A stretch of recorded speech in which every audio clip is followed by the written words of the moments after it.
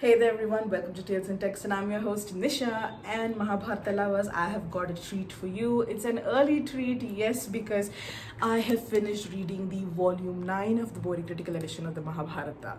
So I realized when I was reading, or after I completed reading volume 8, that I really needed to change my strategy of reading this volume 9 of the Mahabharata, because this entire I would say half of volume 8, the entirety of volume 9 and half of volume 10 are all the entire philosophical chunk of the Mahabharata, which is extremely heavy and complicated. And incidentally, in volume 8, this was the chunk that actually took me the longest time to read. So I thought that, if I took 7 months to read volume 8, I think I would probably take an entire year to read volume 9 if I were to continue reading the same way I did volume 8. So I went back to the drawing board, I hashed out another strategy for this, and I have successfully read this book in 2 months. I started in mid-April and ended in mid-June. I'm really thrilled because now I can finally actually meet my target, which is completing the entire Mahabharata and the Harivamsha, which includes the Harivamsha, before the end of this year, and bring all of you those wonderful reviews as well. So get something to eat, get something to drink, get cozy, and let us dive right in. So we end volume 8 with just about 10% of the Moksha Dharma completed. We had seen the end of the war, what happens at the tail end of the war at the beginning of volume 8. Then we looked into Rajadharma Parva, which talks of the responsibilities of a king towards his citizens and his throne. Then we looked at Aparta Dharma Parva, which was about during times of misfortune and crisis, how can a king serve his kingdom and how can he protect his throne. And finally, we started the Moksha Dharma Parva, about 10% of the Moksha Dharma Parva, which was all about how do you get moksha, liberation from the cycle of life and death, emancipation from the cycle of life and death. And volume 9 starts as a continuation of Moksha Dharma Parva. And I wanted to say that this entire 718 pages tome this is, it only contains 2 parvas. One is the Moksha Dharma Parva, which we started at the end of the volume 8. And the other is the Dana Dharma Parva. So there are only 2 parvas. They're both dealing with philosophy of, the first half is the philosophy of moksha, the second half is the philosophy of money, inheritances, gifts and donations. In fact, at the end of this book, we have just started the Dana Dharma Parva, and we are going to be continuing and completing Dana Dharma Parva. I would say 50% is done here, 50% is pending in volume 10. Alright, so let's get into the review. I will not do what I did last time, which is try to look at the questions individually, because I realized that looking at the questions individually doesn't really give us context as a reader in terms of what the text is about. Maybe one day in the future, when I'm able to sort of put all of my thoughts together in a more coherent way about Moksha Dharma in particular, I will actually make a separate video about the philosophical texts themselves. But for now, I will just speak about some observations that I made in both Moksha Dharma Parva and Dana Dharma Parva, because I think that will sort of give you a sense of how these texts are sort of constructed. And again, these are just my personal views. Those of you who have read these texts before, you might have a completely different view, and that is valid too. I think all of our opinions are valid, because philosophy is also a very much a personal science and art, I would say. So I thought I'll explore certain things that I noticed about each of these parvas, and sort of we'll go from there. I honestly don't know how this particular review will shape up, because this book, volume 9, was just so different from the rest of the books. There is nothing really in terms of the Pandava Kaurava story that takes place. The entire book, the entire 718 pages, is only about the conversation between Bhishma and Yudhishthira. And of course, as the template goes, it goes further down into ancient conversations between other people, where Bhishma is basically telling all these stories, telling all these narratives that other people have told him. And occasionally we come up to the surface of, Janamejaya and Vaishampayana, where you will remember the context is that actually this is Vaishampayana telling Janamejaya the story of his ancestors during the snake sacrifice. So that's what's happening. And so we occasionally come up to that surface level conversation as well, but for the most part it's usually Yudhishthira and Bhishma having a conversation with each other, and then we look at all of these deep and nuanced stories, and there's a ton and ton of philosophical material in this as well, really really complicated. So I wanted to start off by talking about how Moksha Dharma Parva has a very high focus on destiny and fate. Now, please don't mind if I'm looking down, because I'm actually reading from my notes here. So I've got so many notes here. You won't believe it. Like at least 6 pages of notes just about the text that I just kind of made note of. So we've got quite a bit to get through. So I am going to be reading some things from here, and then I'm going to be discussing it with you. So first thing I want to talk about is how there's a very high focus on destiny and fate, and a belief that time is responsible for everything that happens. So you see a lot of, this, it's not even about destiny versus fate, or, fate versus free will. I'm sorry, destiny versus free will, because there is this sense of, destiny plays a role up to a certain extent, and there is also the involvement of free will at a very individualistic level. But ultimately, what time dictates, destiny has to follow. So there is a time for something to be created, there is a time for something to thrive, and there is a time for something to be destroyed. And when the destruction takes place, either depending on your destiny, you will either get liberated, you will get moksha, or you will once again come back into the earth in a different form. If you've done good things, you'll probably be born in the same, I would say, in the same body, perhaps in a different, again, there's a lot of focus on caste being a very important indicator of whether you're closer to getting moksha or not. Yes, that is one thing I do sort of want to give a disclaimer about, that the volume 9 is very casteist and classist and sexist. While some things have to be viewed with the lens of, that this is a text of its time period, and therefore certain things are very dated concepts are there. Other things I will acknowledge that, practices that are so insidious, like that of caste and sexism, they continue to prevail in our society today, and they continue to create evils and ills in our society today. So it's very obvious where some of the casteist and sexist and classist notions that we as a society practice, what their genesis was. Even if there is another text older than the Mahabharata where the genesis of these concepts actually happened, the Mahabharata is a text, especially in volume 9, you see casteism in full force, you see classism in full force, you see sexism in full force, misogyny in full force. So it is a work that you can see how it has impacted our society today. In continuing with the concept of destiny, fate, and free will, the Mahabharata, especially Moksha Dharma Parva, really stresses on the fact that, what we sow, we reap. That is one part of it. That is, if you do good deeds, you will reap good deeds in the future. If you do bad deeds, you will reap bad deeds in the future. But at the same time, the Mahabharata also states that your personal morality has nothing to do with it. This is the concept of time, and this is the concept of collective destiny, I would say. Individualistic destiny versus collective destiny, or rather they go hand in hand, not even versus. Everyone is happy, everyone is sad, everyone will be victorious in some things, everyone will suffer in some things. So your personal morality, whether you do good, right, you do good, and whether you do right, or versus whether you do bad and you do wrong, they have nothing to do with your outcome in life. Some things are already predetermined for you even before the time of your birth, and therefore no matter how good or bad you are as an individual in your current life, no matter what intentions you have, ultimately you will suffer, and you will also be victorious. You will be sad, you will be happy, you will go through trials and tribulations, but you will also succeed in a lot of things just like everybody else, because time, which is the main controller, will keep taking you on ups and downs and circles, and will just toss and turn you around and play with you the way it wants. So it's a very confusing and very contradictory sentiment in Moksha Dharma Parva. Therefore, when you're reading the text, there is no clear-cut solution as to how do you get emancipation, how do you get moksha, because Some parts of the text state that it all depends on who you are and what you do, how you treat others.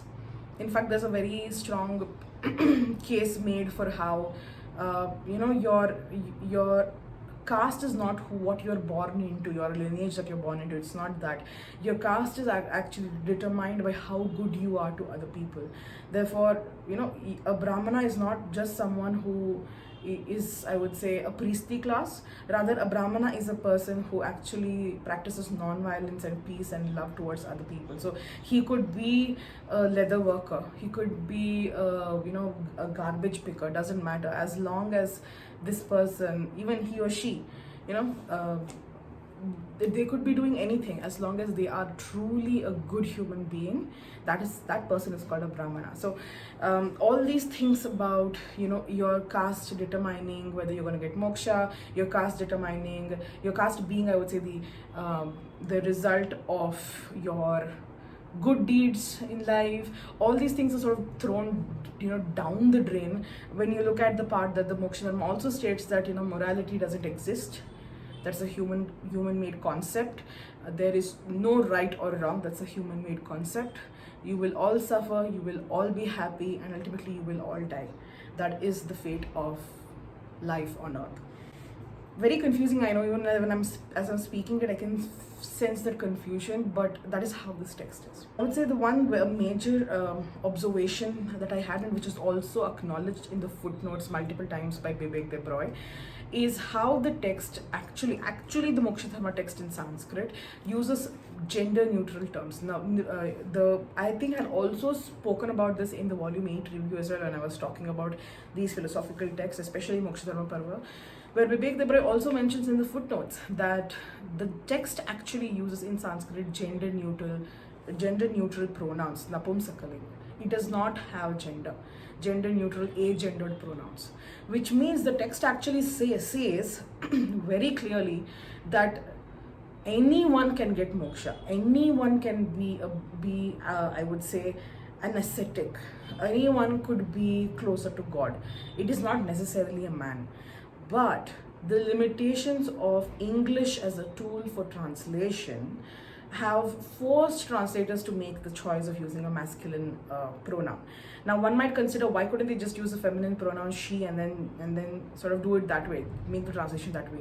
But then again, our entire community, our entire world is conditioned to think that male is the superior and female, woman is the inferior, and therefore translators, when they're translating, by default they become biased and lean towards masculine pronouns and masculine I would say descriptors, masculine adjectives, compared to feminine objectives and feminine pronouns and feminine descriptors. So inadvertently, this entire text of Moksha Dharma Parva, which is actually gender neutral, which is actually agendered, non-gendered, it becomes very masculine and makes it seem like men are the only one who are within reach of moksha and women aren't, but that's not really true. So I think that is something very important that you have to keep in mind when you're reading these books, because it's very easy for us to sort of forget that the translation is erroneous, irrespective of who the translator is, because English is a limiting language and because our minds are limited thanks to the fetters and bondage of the patriarchy. Another thing that you notice in Moksha Dharma Parva, across all these pages, if you actually peel back the layers and you look at the core of what they're trying to say, the one thing that comes out starkly is that they're talking about our physical senses, the body senses, the senses of the body, and how controlling the senses and leading a restrained life is the way to moksha. You don't really need to do any sacrifices, you don't really need to do any pujas or rites or say any mantras, you don't really need to pray to any gods. To get moksha, you really don't need to do any penance, nothing.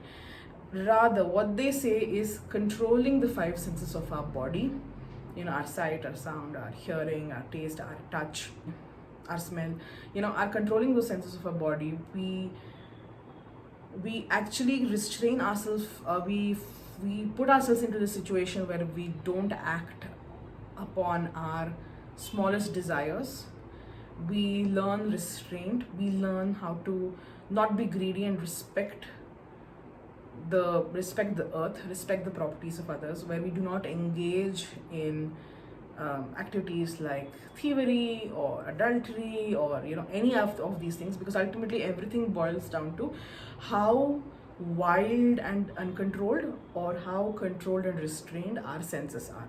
And all you need to do is just learn how to control your senses, and then you reach the Brahman, which is basically getting that enlightenment, and that enlightenment will ultimately lead you to moksha. Our senses are the tools through which our mind can desire, and that desire, if it is left uncontrolled, can lead us to do things that are not good for us and that are not good for the society. And when that happens, we tend to do things that damage the world, that cause harm to others, and that is what continues the perpetuation of evil or sin. By its concept itself, there is no such thing as sin. We've already established that in the Moksha Dharma, that there is no such thing as right and wrong. Morality is a human concept. Time is what controls everything. But through the tools which are the senses in our body, the mind desires, and therefore it makes us act in ways where we perpetuate evil, either knowingly or unknowingly. And the true path to liberation, the truth towards enlightenment, is that we must control our senses, which will ultimately let us, allow us to control our mind and allow us to control our desires, to channel it in more productive ways, so that we are productive human beings who help the world and who help the people around us. And in doing so, we receive that enlightenment, we become more wise, wisdom fills us, and ultimately that's how you get liberation. So this is something that sort of stood out to me throughout the course of this text. And in continuation with this, the text ultimately tells us that because there is no such thing as real happiness and real sorrow, right? Because because doing good, doing bad doesn't really matter. Therefore, real happiness, real sorrow does not actually exist, because that's also subjective. The satisfaction and dissatisfaction that we gain through the senses, satisfaction of having our desires fulfilled, dissatisfaction of not having our desires fulfilled, that is also illusions, that is also temporary. And I think it all stems from the belief that, I think, time is the greatest controller, that time is the greatest controller. Time is more important than destiny. Time creates when it is the right time. Time destroys when it is the right time. And time will allow you to thrive when it is the right time, right? So that is something that we see. Therefore, because time controls everything, there is no good, there is no bad. There is no morality, which means there is nothing that you can do that will bring you happiness. There is nothing that you could do that will bring you sorrow. Therefore, ultimately, whatever your senses are making your mind experience, if your senses are making your mind experience happiness, your senses are making your mind experience sorrow, your senses are making your mind experience anger or fear, all of that is just momentary, and ultimately it is not even a blip in the grand scheme of time, because all of it is ultimately going to lead to one destination, which is destruction, which is death. On a human level, that is death. On a cosmic level, that is the destruction of the planets, of the universe.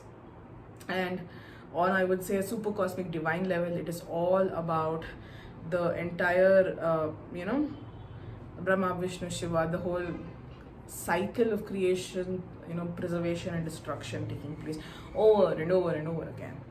Because ultimately that's what it leads to. As I would say, like a summary of all of this, is that the Moksha Dharma Parva, what it's trying to say is that,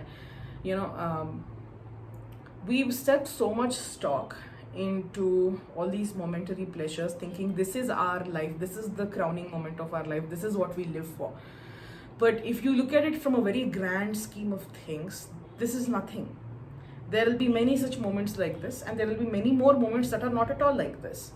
And when you look at your life from a macro level, by pulling yourself out of that situation, looking at it from afar, you'll realize that there was really nothing to celebrate so much about, while at the same time there was nothing really to actually feel sorry about and cry over as well, because their life is a series of so many moments that take place, which we perceive as good or bad depending on our life circumstances at the moment. But ultimately everyone is going through all of this, and when everyone is going through all of this, is that really something special that's happening to you? And when there's nothing special happening to anyone, does it really matter? So it's a very so when you sort of think about it in this way, you kind of get a very pessimistic sense of perspective. Some would say that in fact this is not pessimistic. In fact, this would be empowering, because it makes us realize that there is nothing to sorrow over.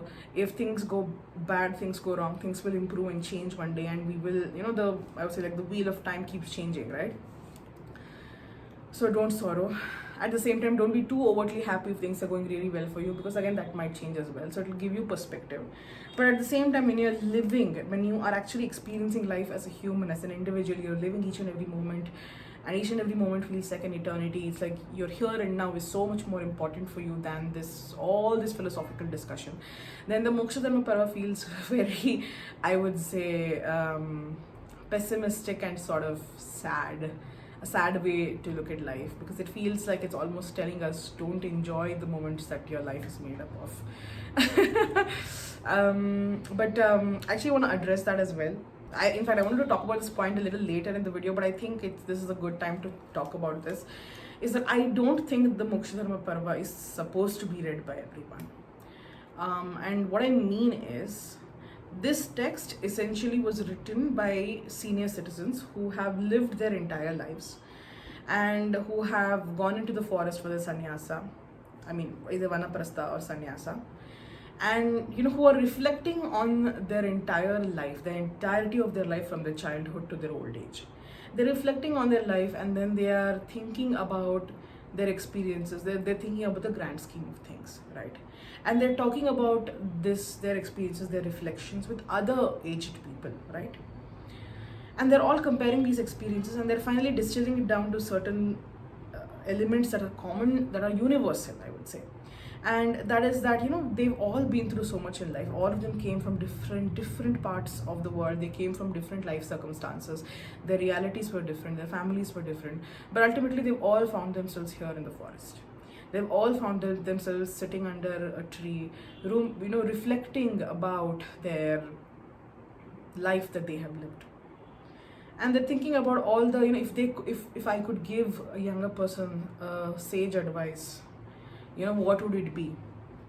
I would tell them, don't stress about the small stuff. Don't think about, don't think that the world is ending if something bad is happening at this moment, because things will change, right? Or don't become too lax if things are too good, because the things can change. And don't judge your life based on those momentary happenings. Think about your life in the grand scheme of things, because at the end of the day, most of these things wouldn't really matter, because we all find ourselves going towards the same destination, which is death. Death is the greatest equalizer of all, you could say. So this Moksha Dharma Parva is written by people who have lived their life and who are just reflecting on their life.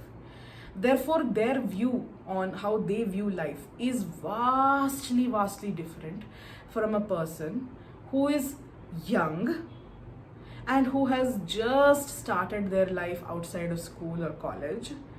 Think of this like, going out of brahmacharya and going into grihastha. Well, married or not doesn't matter, but you are just starting life. You have not lived at all. So far, you've just been living under the protection of your parents or your teachers, right? Now you're just stepping out into life. You have so much to experience. You have so much to give. You have so much to receive. You are eager to experience life to the fullest. Your mindset will be completely different from that of the seniors who have lived there and finished their entire life and who are now at the end of their lives. Whereas you are at the beginning of your life. Your mindset is completely different. Your expectations from life is different. Your roles and responsibilities in society is different. So you will not understand you as a younger person will not understand what they're talking about in the Moksha Dharma Parva, and the senior citizens, let's face it, people don't know how to, even though they've gone through the same things when they were in their youth, they may not be able to relate with younger people. Similarly, younger people think, oh, the older people don't know anything we're going through, but they forget that the older people have been youngsters before, going through the same human emotions as them. So that intergenerational miscommunication, that intergenerational conflict sometimes, this is seen very much through Moksha Dharma Parva, which is why I said, not everyone should read this text, because this text is not meant for those of us who are, I would say, under 70. Because all of in today's world, especially when people are living till 100, 110, 120, when life spans are increasing, when medical technologies are improving our health day by day in lots of ways, for many of us, our 60s is the new 40s, right? 60 has become the middle age, as opposed to 40s being the middle age before. So now, if a person in his 60s is considered to be middle aged in today's world because of the lifespans increasing, I would say Moksha Dharma Parva is probably for someone who's only above 75 or only above 80, right? Because then you'll have these 20 years, or even let's say 10 years, your 80s to your 90s, your 75s to your 90s, 15 years, to sit and reflect on your life lived. But expecting a 20-year-old or a 25-year-old to resonate with Moksha Dharma Parva, that is never gonna happen. Never. So that's why I had a very strong feeling that this text is really not for everyone. It is only for people of a specific age group. Now, I myself, I'm way younger than the age group that I mentioned. And I actually felt the dissonance when I was reading the text. I felt like I could not connect with the text many times. I felt like the text was being overtly pessimistic. I felt irritated and frustrated at times, because I felt like, it's almost as if the text is telling us, don't enjoy the life that you have. Because, I'm young, I want to enjoy life, I want to experience life, that's a fact.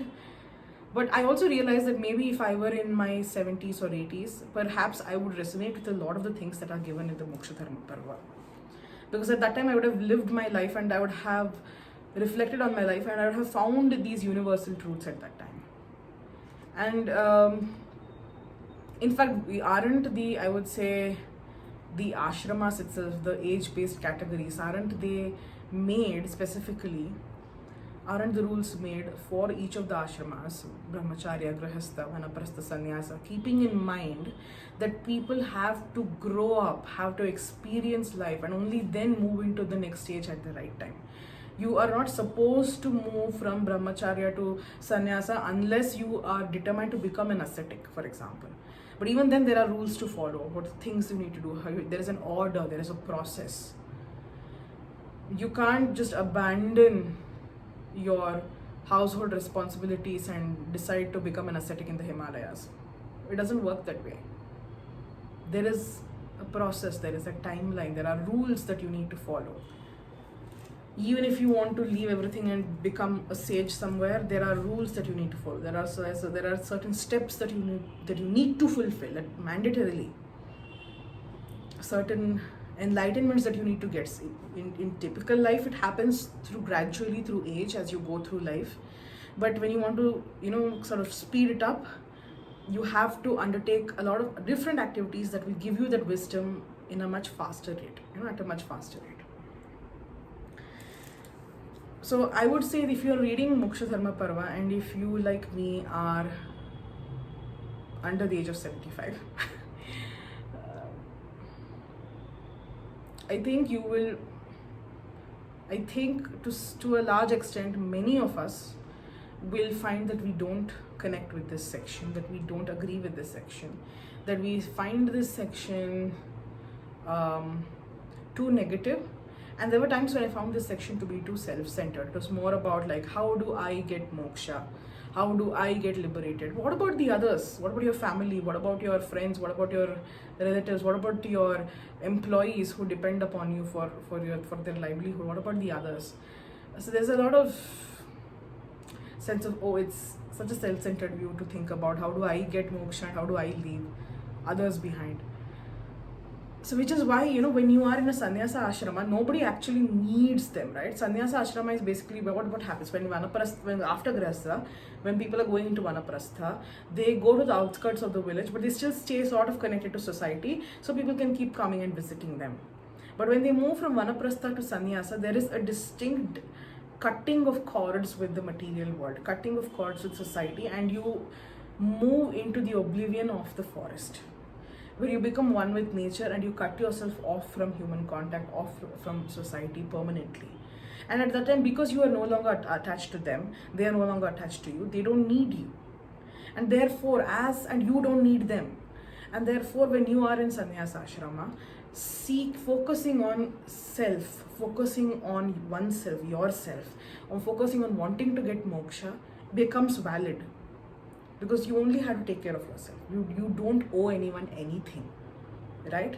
So these are the things that sort of unfurled in my mind while I was reading the text, because yes, as a youngster, as someone who is still experiencing life, I don't connect with most of the text in the Moksha Dharma Parva, and I think that will be true for a lot of people. I wouldn't say everyone, because like I said, everyone is different in the way they view the world, but I think for most youngsters, and I would say, in fact, anyone under the age of 75, like I still maintain that I think this text will still be a little out there. But as you grow older, I think you will sort of resonate, if not with everything, with some things in this text, and realize that there are some universal truths here. Moving on, one of the things that you see in the Moksha Dharma Parva is there is a set of questions that deal with why do people want moksha when they can easily go to heaven. And Bhishma answers with various examples of how, earning a place in heaven is not like securing a permanent location. You have to continue to earn your stay in heaven by behaving according to the rules of the gods, by continuing to gain that merit which will keep you there. Think of this merit as like points, okay? If you, or like, having money in the bank, you can keep withdrawing in order to purchase a day's stay in heaven.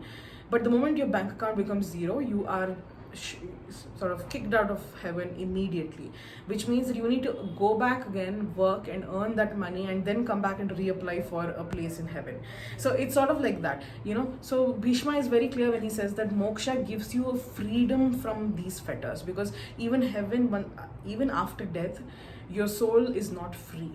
Depending on where you go, which loka you go to, whether it is one of the heavenly regions or whether it's one of the nether regions, depending on which loka your soul goes to, you are still fettered and bound by the rules of that loka, bound by the rules of those divine lands. And therefore you have to continue to work and strive and meet those expectations of the people who are ruling those divine lands in order to stay there, especially if it's, like I said, Swarga. Or to get out of there, for example, if you are in Patala or any of the other nether world regions. But moksha gives you freedom from all of this. It allows you to literally get independence and free your soul to join the universal soul, the Jivatman, which is the individual soul, joining the Paramatman, which is the universal soul. And you don't need to worry about, what if I get kicked out of heaven because I didn't act well enough to please the gods, right? So that is one of the main reasons that he says from a philosophical standpoint. One final thing that I want to talk about is the way the stories are told. The initial part of Moksha Dharma Parva had a lot of Panchatantra style stories. I think you'll remember this if you watched my volume 8 review. But in volume 9, you will see more of human-centric stories. There is no Panchatantra style. But one thing that stands out very, very frequently is that the stories are told through the experiences of the Janaka kingdom. Now, Janaka, you'll remember, is as the father of Sita from the Ramayana. But this King Janaka that is mentioned in the Mahabharata and Moksha Dharma Parva is not that King Janaka at all. He is considered Janaka as being the king of Mithila, but I feel like that's a template name for some reason. I think whoever put together that set of stories must have collated stories from just that one particular region. Therefore, by default, all stories seem to feature King Janaka from Mithila. But I believe they were the ancestors of King Janaka, who is the father of Sita Ma. So it is not actually Sita Mata's father, Janaka. So that's a little sort of just as a fun fact that you will find a lot of stories about King Janaka. Move to the Dana Dharma Parva. The Dana Dharma Parva actually talks of, it's a really interesting Parva, which talks of births, which talks of marriage and marital rights and marital rules and procedures. It talks of inheritance rights and rules and procedures. And it talks of biology versus adoptive rights, and it talks of the funeral rights and procedures for various members of the family. especially from the lens of caste and class. When it comes to caste, it talks of marriage within the same varnas, marriage within, I would say, a higher varna and a lower varna, and marriage of people from the varna system, which includes Brahmana, Kshatriya, Vaishya, and Shudra, with the non-varna categories of people, which come under, I would say, the non-Savarna people. Savarna is the four Varnas. Any person who comes outside of the fourfold Varna system, those marriages with the Varna system, those are also explored.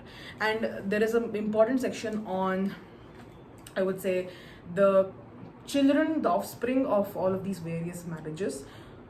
What are the terminologies used to describe them, and their class and station in society based on who their parents were. So for example, a person who has a Brahmana mother and a Brahmana father would automatically become a Brahmana, irrespective of the gender.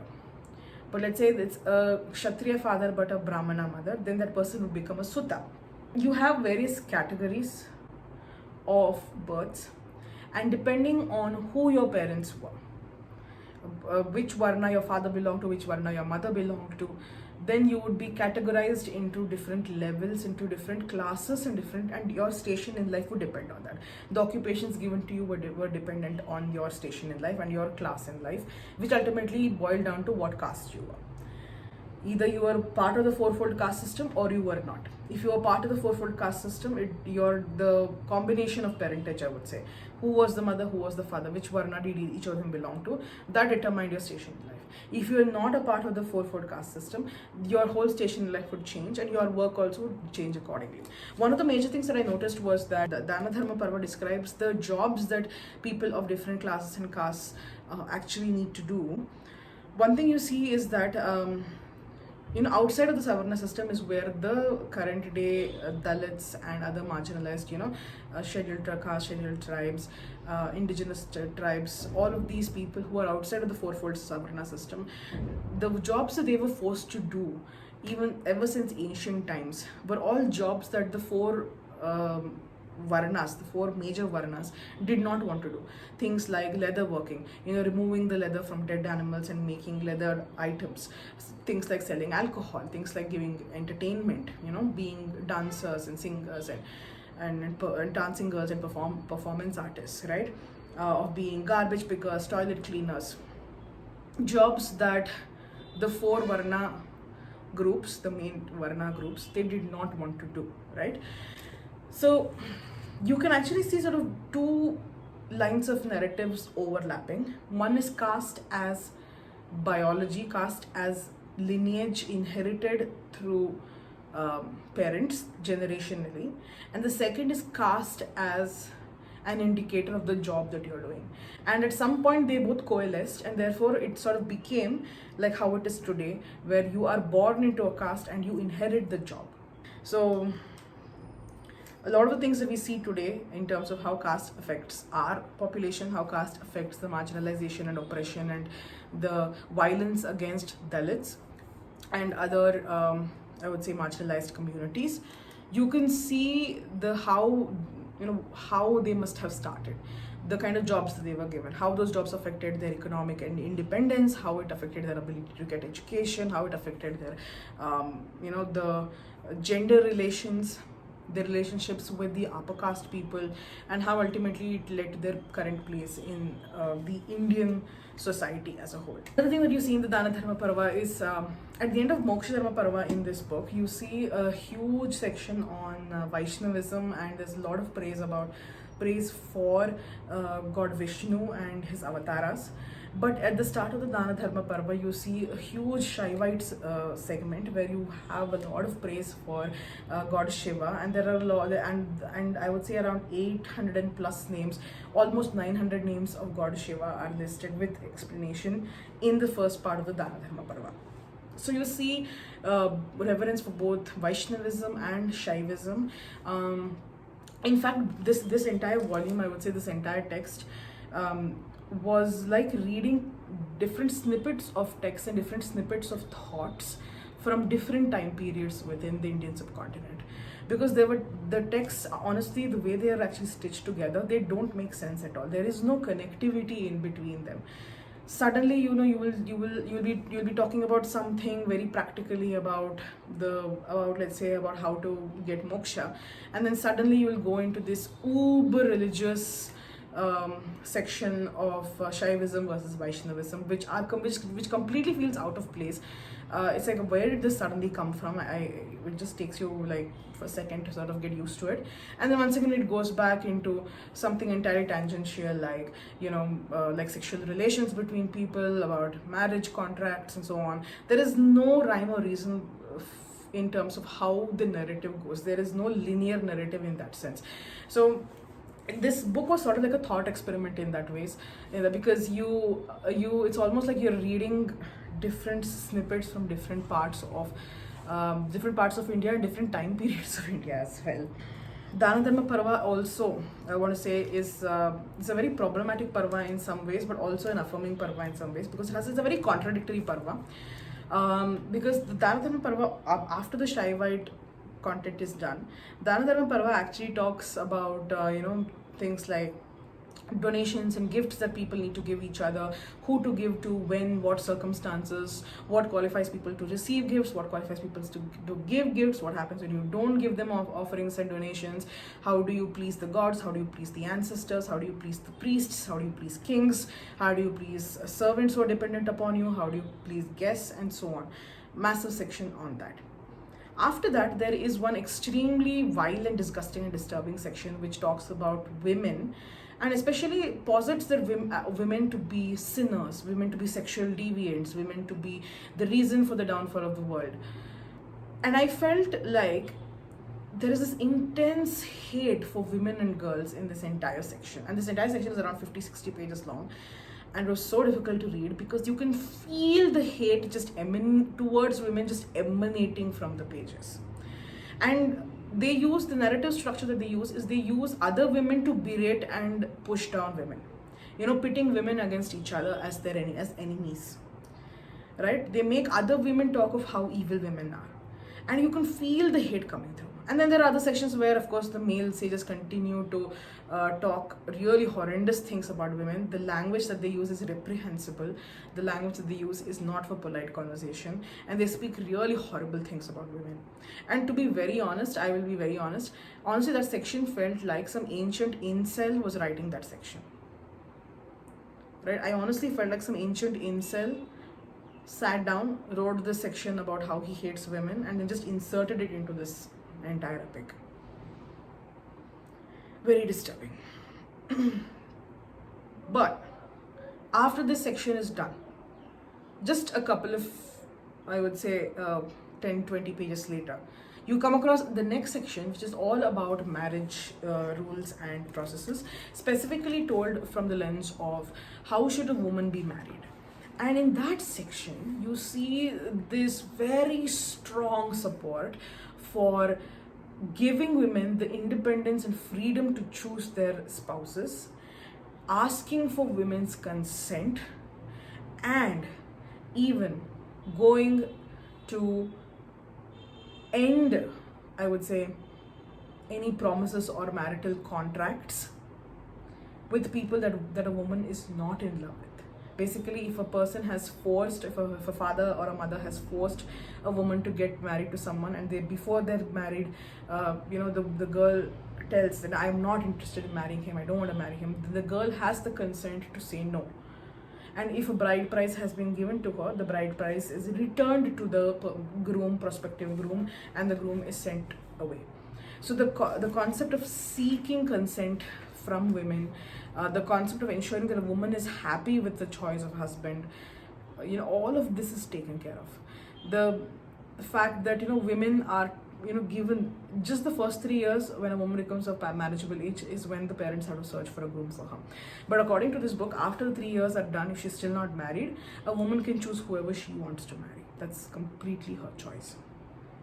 So there's a lot of agency for women that is showcased in this section. So, you're coming from the section where this man, whoever has written this entire text of hating women so much, which is so horrendous, and it makes you want to shudder and take a bath so that you can get rid of the whole vileness of that whole section. And then now you come to this, where it's so affirming, where it talks of consent, where it talks of caring for women's sensitivity, caring for women's needs. And it feels like the second section was written by a feminist ally, by a male feminist ally, and it feels so nice. So this entire section, I think I would say the second part of Dana Dharma Parva in this book is so contradictory in its stance on women, in its views on women, that you see polar opposites taking place. Because in the first part of the women's narrative, it's told, how women cannot be trusted because they are the ones who lead you to sin, and they are the ones who are the cause of all evils. In the second part, where they're talking about women in a very positive light, it is mentioned that, if you don't treat a woman with respect, your whole life prosperity will go away, because you have to remember that woman is Shri. A woman is Lakshmi, and if you treat your daughter and your daughter-in-law and your wife and your mother and your sister in a bad way, if you ill-treat them, if you don't respect them, right, if you don't take care of them, then the goddess Lakshmi, the goddess Shri will never come into your house. Goddess Parvati will never come into your house. Goddess Saraswati will never come into your house. So there you actually see a very, very strong case being made for protecting women, for respecting women, for giving women consent and agency in their life choices. So it's a very positive section that I really enjoyed. I've tried my best to encapsulate as much as I can about this book, volume 9. It's really, really hard because there is so much obscure content, so much philosophical content in this that I just cannot really do justice to this book. But I hope you got some information about this book. Let me know in the comments what you thought about this book, and if you've read it, what are your thoughts? I'd love to know. So yeah, this brings us to the end of volume 9. Volume 9 ends with, I would say, 50% of Dana Dharma Parva. The other 50% is there in volume 10. Ta-da! There you go. This starts off with the second half of the Dana Dharma Parva. And after that is done, we have Bhishma, who's going to die. Or rather, officially he's going to now ascend into heaven. And then we look at Yudhishthira, doing the Ashwamedha Yagna, becoming the emperor. Then we move into the Dwarka story of how Krishna and Balarama die and Dwarka is destroyed. And then we finally move into how they go on the Mahaprasthana, which is going on the final great journey up into the Himalayas, and what happens finally to all of the Pandavas at the ends of their life. So officially speaking, this volume 10 is where the Mahabharata narrative ends. But for those of you who know this series and who know about the BORI Critical Edition, the Harivamsha is considered as an appendix to this book. So for me, in my book, even if I finish volume 10, I will consider the Harivamsha to be the final installation of this series. So after I read this book, I will also be reading the Harivamsha and reviewing it for you, and then we will officially be finished with the Mahabharata series. So yeah, I can't wait to start this. Now, before I end, I want to do what I usually do, which is analyzing the cover, right? So this cover features, volume 9 cover features a woman with her hair just spread out against a white background. Her eyes are closed and she's just lying on the bed or on the floor, wherever this is. I thought about this quite a bit. After I read the entire book, I really tried to think very hard about what this could possibly mean. And I've come to the conclusion that this cover is a very flimsy connection to the Dana Dharma Parva, specifically about their representation of women. I was just talking about it, right? One section is like it hates women and treats women as seductresses and sexual deviants, whereas the other one talks of consent and agency and how women are sensitive, beings who need to be respected and loved and nurtured. So I think this cover, it may be trying to capture both the seductiveness and the helplessness of women. There were many descriptions of women which were both problematic at some times, and they were affirming, that's positive at the other times. But I think this cover is a very thin connection to how the role of women affects Kama, Artha and Dharma of men, and vice versa. So I think this book mainly talks about, because especially the second half of the book talks about the role of women and their relation and their impact on the Kama, Artha and Dharma of society. It talks of women's perceived roles and the reality that women themselves experience. If you have stuck around with me so far, thank you so much for watching, and I will meet you again on Tales in Text with another book review of the Mahabharata, which is volume 10. I am starting it tomorrow because I just finished this book this morning, and I'll meet you soon. Alright, you've stuck around with me so far, thank you so much for watching, and I'll see you next time on Tales in Text. Bye bye.